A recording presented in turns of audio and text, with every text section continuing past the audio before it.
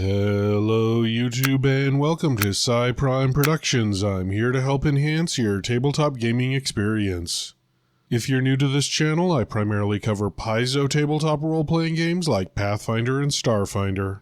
So, you know me, I'm a huge fan of Pathfinder, but you know something that always kind of annoys me? Finding a background that fits my character.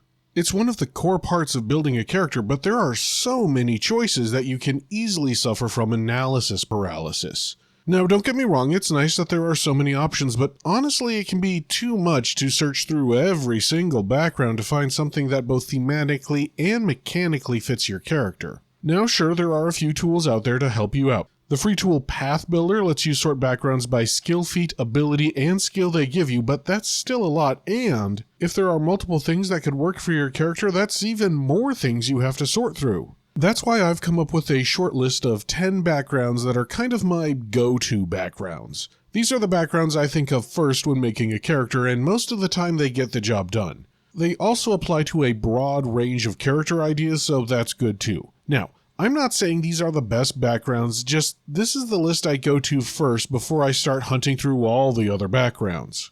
Couple of things before we get started. Firstly, remember that most standard backgrounds all have a format. They give you an ability boost to 2 different attributes, one of which must be from a list of 2, but the other boost can be to any attribute so long as it's not the first attribute you boosted. They also give you training in a normal skill, a lore skill, and they give you a skill feat. So for this list, I'm going to limit myself to common backgrounds, so no uncommon or rare backgrounds. Now, before you get up in arms, remember this is my go-to list, and different GMs will have different character creation rules, so I want to be as broadly applicable as possible. In other words, I want these to work if the GM says no uncommon or rare backgrounds. However, I know there are some rare and uncommon backgrounds that are popular, so real quick, here are some honorable mention backgrounds that are uncommon or rare. None of these follow the formula I listed above. Returned gives you a bonus to Constitution or Wisdom and a free boost. It doesn't give you a standard skill training, but it gives you the Die Hard general feat and the additional lore skill feat plus Pharasma's Boneyard lore. Additional lore is always nice, and the Die Hard feat can be really handy in certain situations. Amnesiac doesn't give you any skill feats or skills, but it gives you 3 attribute boosts, though your GM does get to choose one while you choose the other 2. That's good if all you care about is high attributes and no skills, as long as your GM isn't a jerk and going to boost an attribute you don't need. Song of the Deep is strange. You only get 1 ability boost from it, either Strength, Dexterity, or Constitution, and it doesn't give you a skill feat, just the Athletics and Ocean Lore skills. You might think this sucks until you realize it also gives you the ability to breathe underwater, so no more dying when you fall unconscious in knee-deep water. This would be great in aquatic-themed campaigns. Time Traveler is back to giving you 2 free ability boosts. One is Dexterity or Intelligence, and one is free. It doesn't give you a skill feat or training in a skill, but it does give you 3 lore skills. Oh, and also once per day you can stride as a free action. Kinda sorta, it's worded differently, but that's basically what it does. Free action stride once a day is really good on some builds. Lastly, Cursed is one that can be either really good or really bad. It gives you either Intelligence or Charisma as a free boost, plus it gives you Occultism and Curse lore skills. However, instead of a free skill feat, it gives you a once per minute ability to get a +2 bonus to saves against a magical effect. That's really great. The downside is, well, you're cursed, and you and your GM work together to figure out what the curse is. This can really swing the background. Maybe the curse is as easily avoidable as, if I drop someone to 0 HP from fire damage, I may suffer a panic attack. Or it could be as bad as, I can't swim at all, and if I'm submerged in water, my strength score becomes -5 and I start immediately drowning, and this is an open seas pirate game. But let's move on to the actual list. So for these backgrounds, I'll put the stats on screen, but I may not read everything out loud in the interest of time. Starting off is Thessalonian Delver. This may seem like an odd choice, but if you're playing in the default Galarian campaign setting, this one can be nice. First of all, gives you the Arcana skill and the Arcane Sense skill feat, letting even your fighter or barbarian detect magic. It also gives you a nice little bonus, access to the normally uncommon Thessalonian language, plus the 2 options for ability boosts, Constitution or Intelligence, work great on a whole bunch of different builds. If you're the brainy type like a wizard, magist, or witch, it works, or if you're a martial who wants a good Constitution score, it also works. Next up is Raised by Belief. This one is kinda a cheat because the ability boosts and skills it grants are dependent on your deity. I know. Now instead of searching through backgrounds for good fits, you're searching through deities for good fits. That being said, it is great for devoutly religious characters as it grants a deity's favorite skill and that deity's lore skill. I'm not so fond of the assurance feat that it gives you. I think that's a rather weak feat, but the rest of it works really well. And if you wanted to make the most Sarenrae cleric that ever Sarenrae'd a Sarenrae, then this is how I would do it. Sailor, on the other hand, is relatively simple and decently good. Almost all characters can use either strength or dexterity, and athletics is one of those skills that you're always glad to have, especially because it gives you a chance of breaking out of grapples. And most of us know how punishing underwater combat can be, so the Underwater Marauder skill feat that gets rid of most of those downsides is always a plus if you think there might be underwater combat in your campaign. Laborer is another simple but effective background. Many characters can make use of either strength or constitution, so that's nice. Again, athletics is always nice to have in a pinch. Also, labor lore is one of those lore skills that's surprisingly broad. Anything from helping to build a house, to loading and offloading cargo, to hauling things around on a ship could be considered labor, so it's a pretty good lore skill to have. Plus, the Hefty Hauler skill feat is surprisingly useful.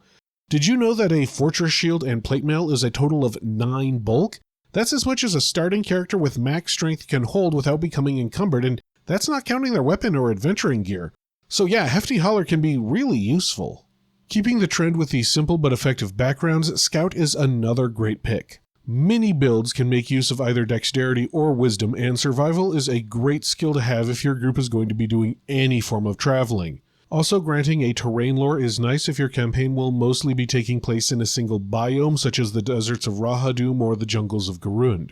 Lastly, the Forager skill feat ensures that you'll never go hungry when scavenging for food. Seriously, a critical failure turns into a success. It's really good.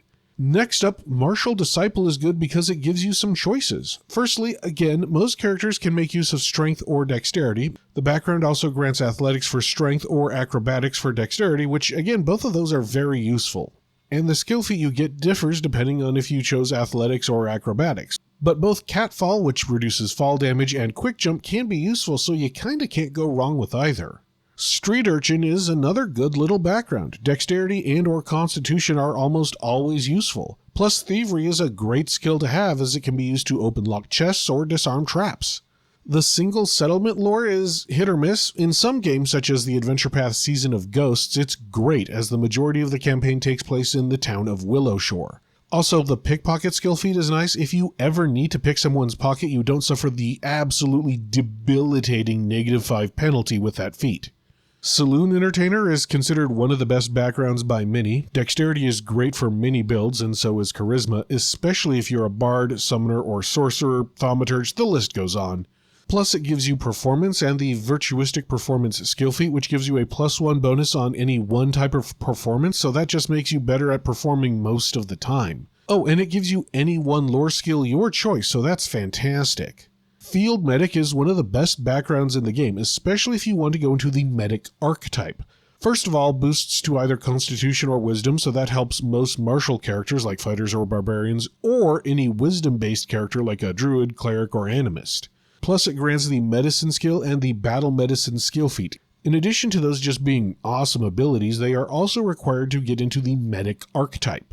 You see, the Medic archetype, which I think is one of the better archetypes, can be taken at level 2 but requires the Battle Medicine skill feat. Most characters won't meet the prerequisites at level 2, so they can't take this archetype until level 4, but this background solves that problem. Now, there are a few other backgrounds that grant Battle Medicine. Last Survivor or Once Bitten, and those are good, don't get me wrong. Field Medic is just the most broadly applicable, so it can apply to the widest number of characters.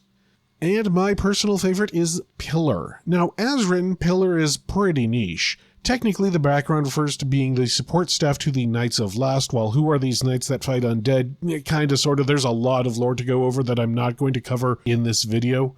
Anyway, a Pillar fixes the knight's armor, feeds them, takes care of their mounts, that sort of thing.